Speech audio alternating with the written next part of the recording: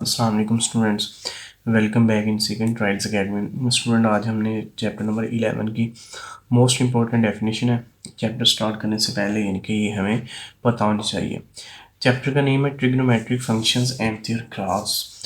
यानी कि ये वाला जो चैप्टर है इसमें हमने यानी कि ट्रिग्नोमेट्रिक फंक्शंस के ग्राफ की बात करनी है। जैसे हम यानी कि एक्स वाई की यानी कि फॉर एग्जांपल हमारे पास ये फंक्शन होता था f of x is equal to x या y is equal to x. ये हमारे पास क्या होते थे, अलजेब्रिक ग्राफ होते थे, अलजेब्रिक फंक्शन होते थे और इनके हम ग्राफ यानी कि वो निकालते थे। इसी तरह आपके पास ट्रिग्नोमेट्रिक फंक्शन है, ठीक है, इनके हमने ग्राफ निकालने हैं। जस्ट लाइक मैंने यहाँ पे ग्राफ ही निकाला हुआ है, साइन का यानी कि ग्राफ बनाया हुआ है डेफिनेशन को समझाने के लिए। Periodicity है फर्स्ट ऑफ ऑल कि what is periodicity। All the six trigonometric functions, यानी कि जो आपके पास सिक्स ट्रिग्नोमेट्रिक फंक्शन है, कौन कौन से हैं, साइन है, कॉज है, टेन है और उनके ऑपोजिट जो तीन यानी कि ट्रिग्नोमेट्रिक फंक्शंस है, repeated there values for each increase and decrease of 2 pi in theta such that the value of the trigonometric functions for theta and theta plus minus 2 n pi where theta belongs to r and n belongs to z are the same. This behavior of the trigonometric function is called the periodicity.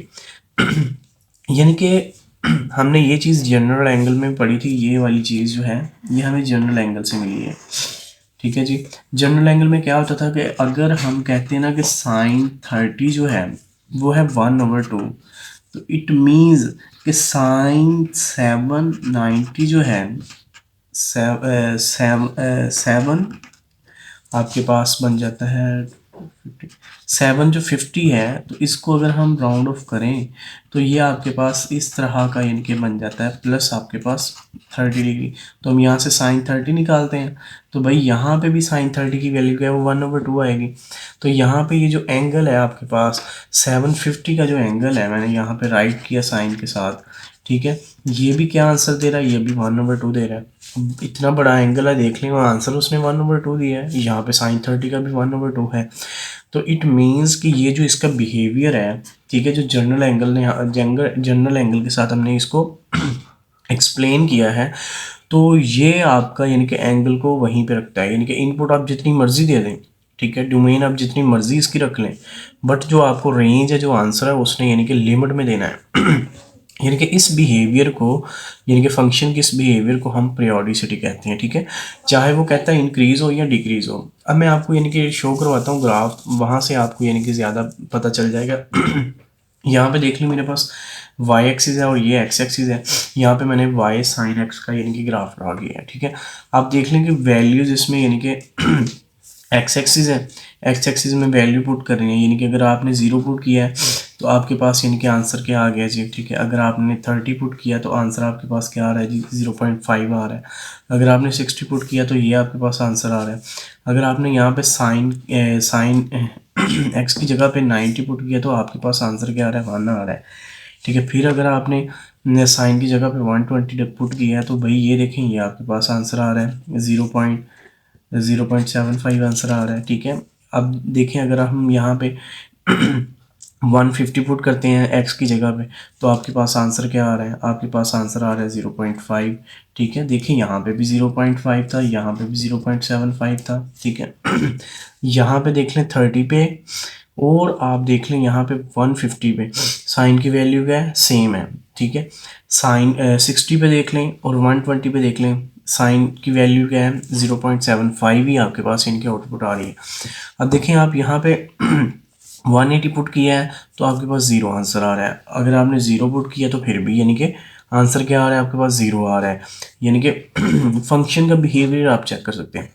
अगर for example मैं 210 put करता हूँ, ठीक है, तो आपके पास answer क्या आ रहा है, माइनस के 0.5 आ रहा है।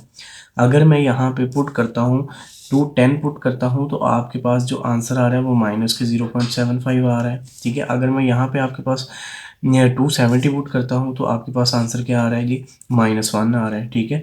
अगर मैं यहाँ पे पुट करता हूँ जी